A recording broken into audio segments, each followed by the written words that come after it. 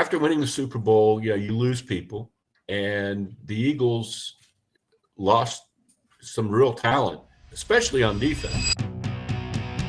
Welcome back in, everybody, to a Football Friday edition of Birds 365 here on JAKIB Sports. I'm your host, Zander Krause. That's my co-host, John McMullen, and that's the great Les Bowen joining us right here on Birds 365. Les, how you doing on this Football Friday, brother? Great to see you. Good to see you, Zander. Howdy, John. Good to see you, Les. Some technical issues, but we got it done. We finally got the great Les Bowen. Good to Hey, did you watch last night's game at all? Yeah, I watched parts of it. I didn't watch the whole thing. I watched enough to get the gist, I think. What do you think, man? I looked at that Green Bay team, and I'm starting to say, wow, man, Jerry might finally win one. The gist is that that defense is really formidable. Yeah. Offensively, they're okay. They had their ups and downs last night. I thought Love, despite his efficiency, missed some chances. He missed some throws, yeah. I don't think the running game is anything to really write home about. But defensively, really, really, really elite. It looks like to me, if Parsons can – Parsons is kind of in that just got to the new city, playing out of his mind. I mean, he's a great player, obviously, but I think it'll wear off a little bit. I think he's kind of in playoff form right now. But he's great, and that the people around him are very, very good as well. There's no doubt about it. Yeah. Going to be interesting to see how that Packer team is. I don't know. I'm not fully sold that Jordan Love is as consistent as he needs to be, but he's certainly got. I don't know how you can be consistent. I think the dichotomy of the Packers versus the Eagles, all they do is throw it down the field. Yeah. And the Eagles in week 1 threw it 10 yards or more one time. Right. I think that it's interesting to see how they go about things, but we'll bring it back to the Eagles because we'll talk about that week 1 with you. But, we've had these games in the past, Les. We've all seen it. They're not a high volume passing team, so you're going to have these games occasionally. But I found when that game was over, I thought Jalen played a very good game. I thought he was very efficient. I thought he made the right decisions. But, if you just look at the box score, you see 152 passing yards, whatever it is. And it's like, how is that possible? Where are you in that? We've talked about it so many times, but I'm at the point where, hey, if you're successful doing that way, who cares? Yeah, it kind of game by game, situation by situation, I think. In that game, it was really important not to turn the ball over. There was a low turn. There was only one turnover in the game, and it was the play of the game. The fumble, the Miles Sanders fumble. I thought Jalen was very, very cautious. I thought there were a lot of times he dropped back and ended up not throwing the ball at all or rolling out and throwing it away. As wonderful a quarterback as he is, and the team is the defending Super Bowl champions, but there are still things that you would like to see sometimes. I would love to see him roll out once in a while and reset and throw the ball rather than just throw the ball to a receiver rather than throw it out of bounds. Or maybe, that they could game plan a few slants and things like that where he's throwing in rhythm. 1, 2, 3, throw the ball. That doesn't ever seem to happen. There were things in that passing game that weren't ideal. It was efficient on his part. It was he took what they gave him. They didn't give him a lot. Dallas was better than I thought they'd be, frankly. Me too, Les. Yeah. But it wasn't an overwhelming passing attack. I still don't really buy that A.J. Brown was 100%. But we'll see. As we've got this tiny little nugget of data to go on so far. Yeah. We need some more games. It's you mentioned the rhythm part of it, because I agree. Is he just not that guy though? Is he? Yeah. He's not going to be Tom Brady, where the back foot Right. hits the ground, the ball comes out on time. So, is it smart to just build your offense around the strengths of the quarterback you do have versus? Sure. It is absolutely yes. Yeah, And I don't know. I'm not an X and O person, so yeah. it just I read a lot and I see criticism of their route structures a lot. They don't seem, especially against these zone defenses, they just don't seem to be able to scheme people open in a way that he's comfortable with. And maybe they need to do that, Well, my question with it, Les, is like AJ Brown's telling me he's zoned up, and I'm like, all right, you're still AJ Brown, right? Like, does that mean you shouldn't be involved in the game at all? I'm with you on that. Can't they run a rub route or something? Well, they have tried, but they always get flagged for it. Yeah, they're not good with the rub route. That's a coaching issue. I mean, other teams do it. Yeah. I just don't get sometimes why they can't be a more effective passing team. But as long as it works, as you said, as long as they win, it's a subsidiary issue, certainly. Yeah. Les, what do you make of that corner spot on that going over to the defensive side of the ball? I think there's a lot to talk about on both sides, but the one that's been glaring all week in Eagle Land has been the talk about Adoree Jackson. How big of a problem is it in your eyes, and what do you think of it moving forward for this team? Yeah, it was certainly a big problem against Dallas. Really the whole game. I mean, I think he tried to indicate, because the overall defense got off the field in the second half a lot more, that he had played better in the second half. I don't really think he did. I think CeeDee Lamb dropped some balls, and he did. I didn't see a great improvement in Adoree Jackson's play. I was very disappointed. I kind of thought, I mean, I know he hasn't ever lived up to being a mid-first round draft pick as he was in Tennessee a good while ago now, but he's been a decent corner in his career, a reasonably good starting corner, and he wasn't against Dallas. And if he plays that way again, against Kansas City, I think that's their biggest, really their biggest problem going into this game, other than maybe not having Dallas Goedert, would be that Jackson just wasn't competitive there, and Patrick Mahomes will certainly find, even though Patrick Mahomes doesn't have great receivers. No, that's the problem. It might look good this week and people get too excited about it less. But, I think if they get through this week, I think at some point Ja'Cory Bennett is going to be comfortable enough in the defense that Vic Fangio will trust him. At least I have no idea. I mean, I know Ja'Cory Bennett was well regarded in Las Vegas. Whether he can really be an upgrade, I'm not that astute, but I think that was the idea when they traded for him. So if they can get through this week somehow, I think you're getting closer and closer to Bennett being the guy over there. But you bring up Ja'Cory.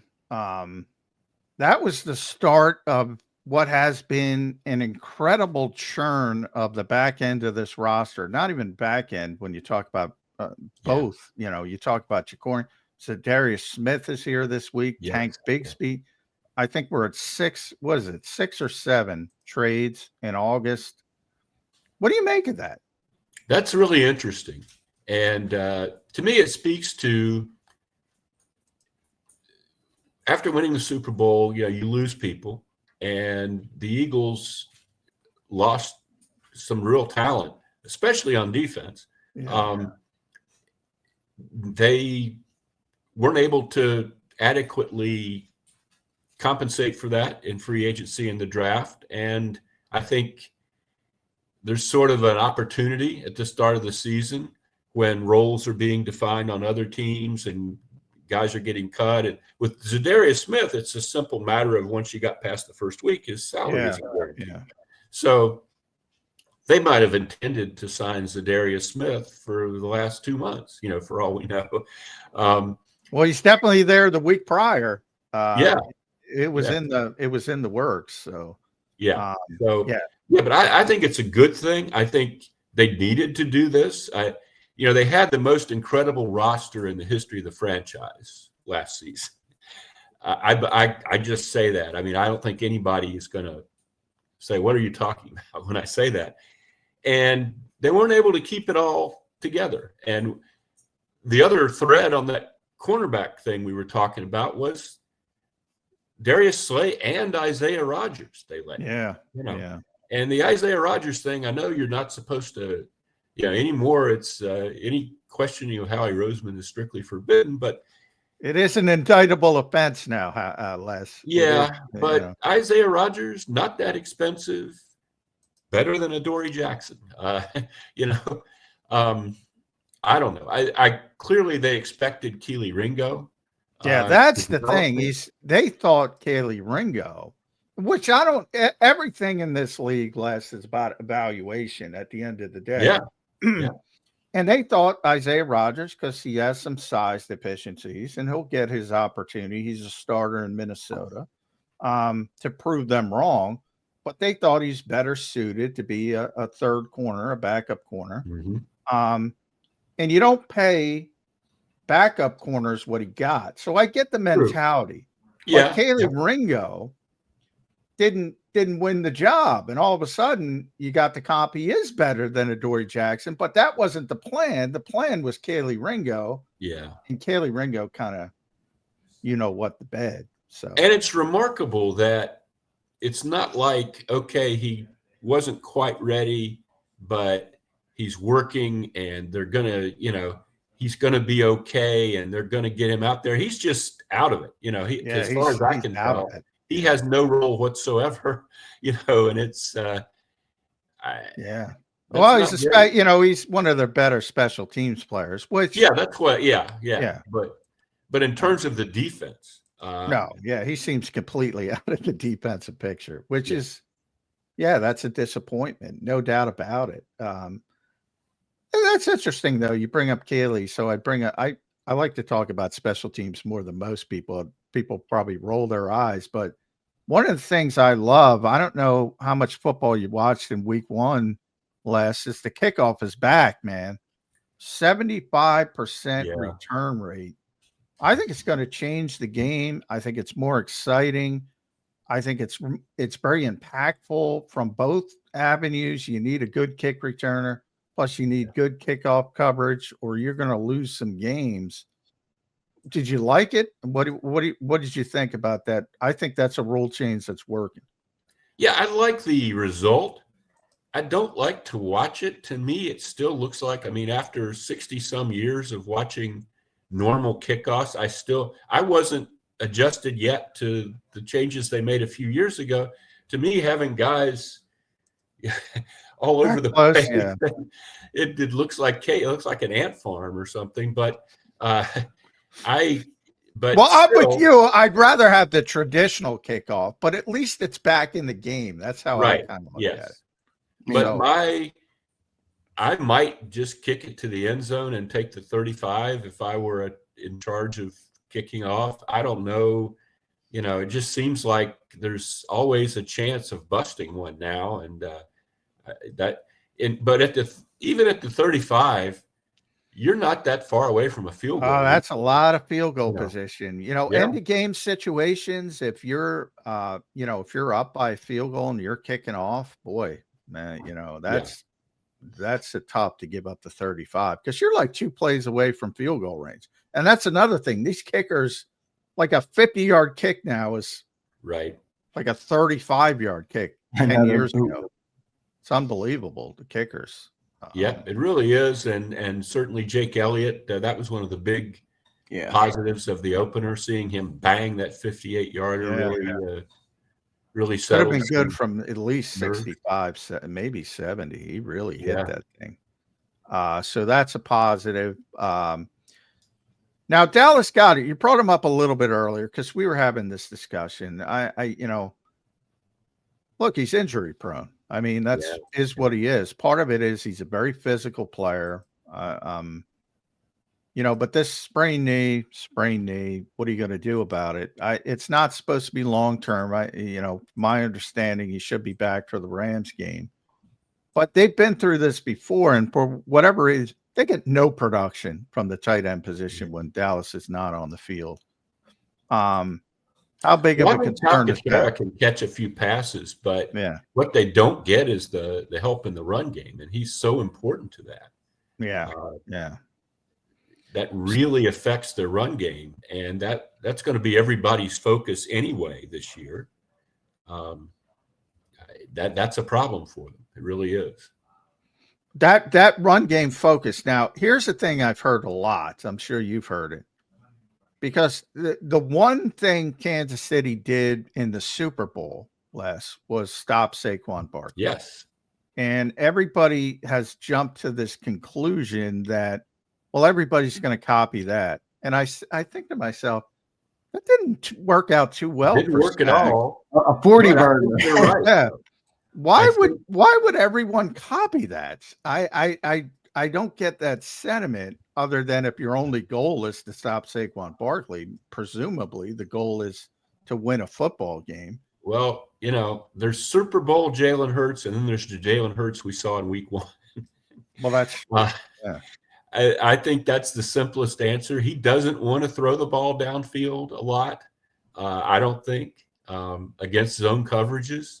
I don't know. I mean, you're right. It didn't work. And I've said this before, but my biggest frustration watching the game on TV was that the announcers didn't seem to grasp.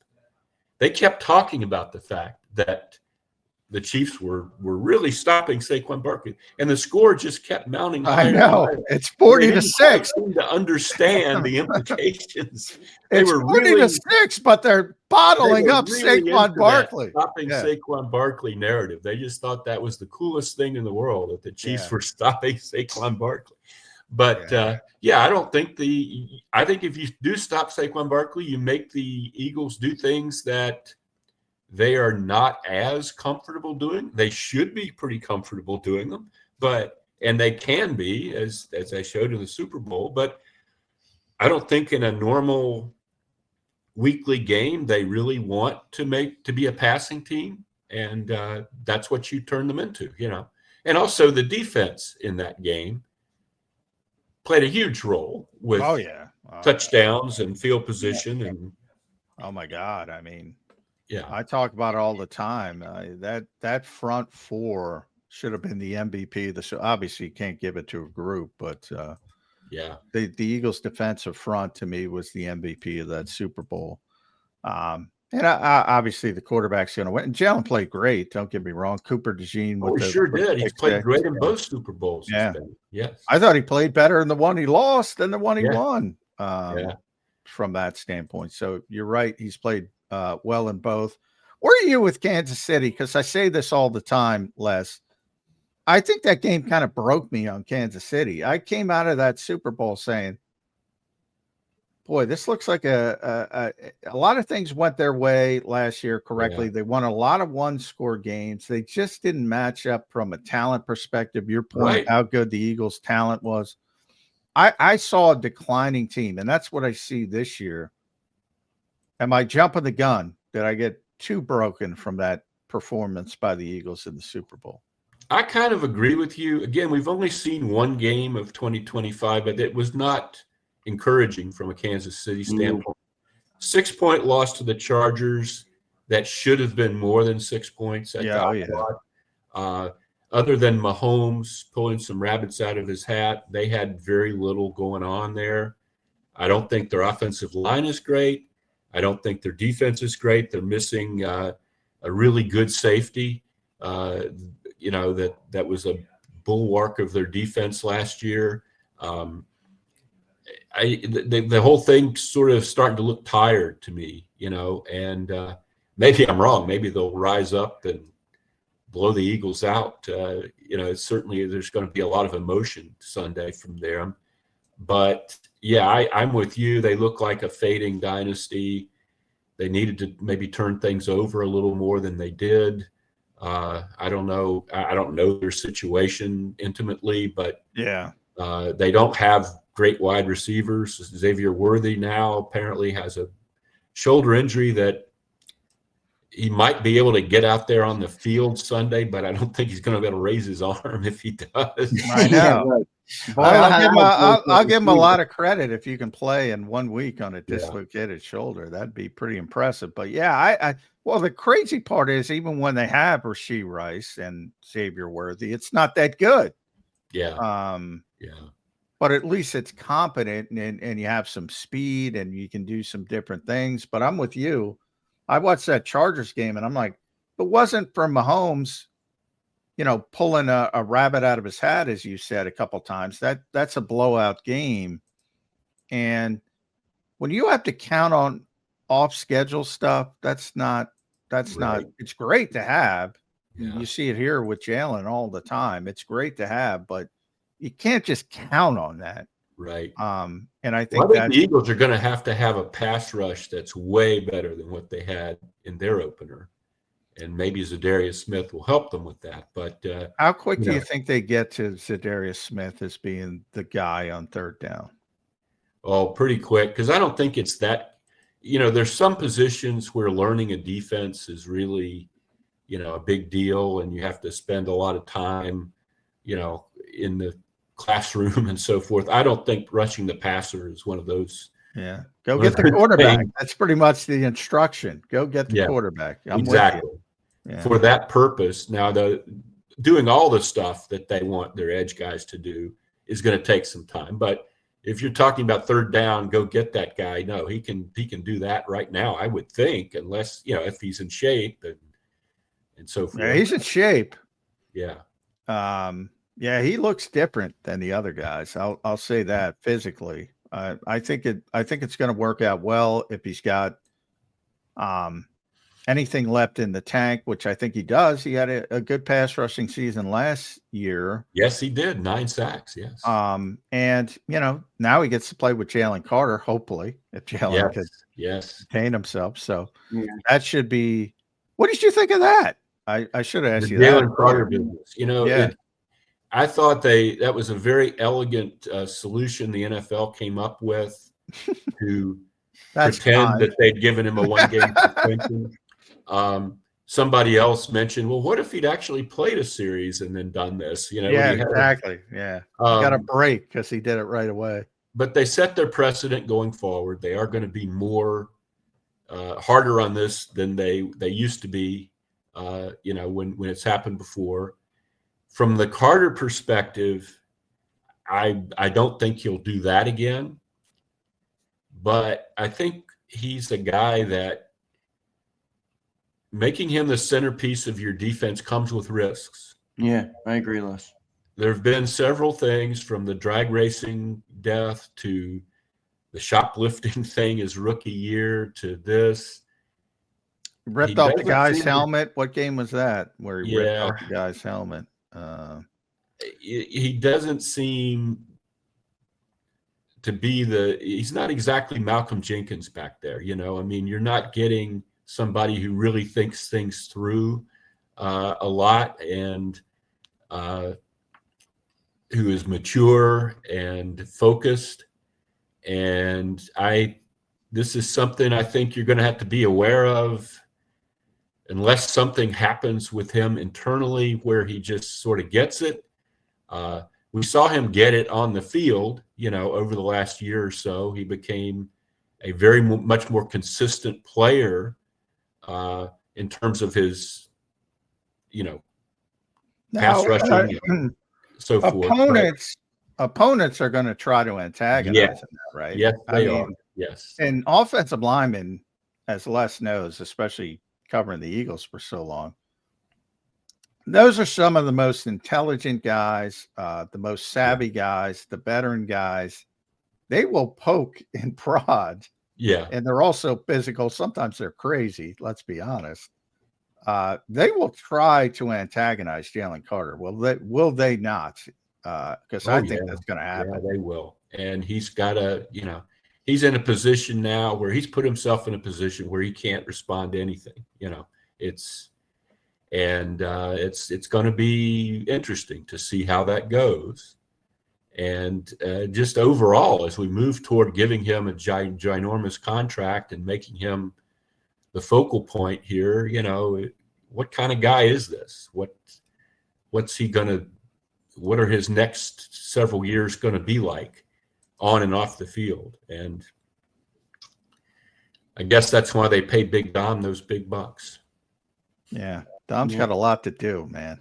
He's got a lot to do. He does. Even Zadarius Smith was like, yeah, one of the reasons I came to Philly, I like Big Dom. I was like, what? Hey, this guy, Big Dom, is like Dom has become a star. But he does do a lot. It's interesting. They have those inside baseball here, these biometric things that don't work. It hasn't worked for me. And Big Dom's fixing that. Nobody can fix it. I want the Big Dom. He's fixing that. He does a lot of stuff for that organization. Yeah. That people don't know. And he is a big part of it. But to Les's point, I mean, that part of it's the biggest part. You got to really hope Jalen Carter grows up in a lot of ways. Yeah, it's a maturity issue. Yes. Because he's the nicest kid. He really is. He's very polite. But I mean, and some people we know from people in our own lives, some people mature faster than other people. Not everybody's on the same scale, but you hope it clicks. I will say this, Les, and I might be jumping the gun, but I think there was and I was talking about this with Sal Palantonio. Sal was like, he's going to be the highest paid player in football, passing Micah Parsons, defensive player, not including. And I'm like, I don't think he is. I think from that standpoint, that's already off the table. He's going to get paid a lot of money. But the assumption that he's going to set the bar, I think that's completely off the table now, Les. You think I'm overreacting to that? I don't know. It kind of depends on how he plays. I mean, he could make it. He can make it so they have to do that. If he's just wrecking games and dominating. But what I'm saying is, even if he does perform to that level you're talking about, he's still not going to set that bar. He's still going to get paid a lot. That's where I am.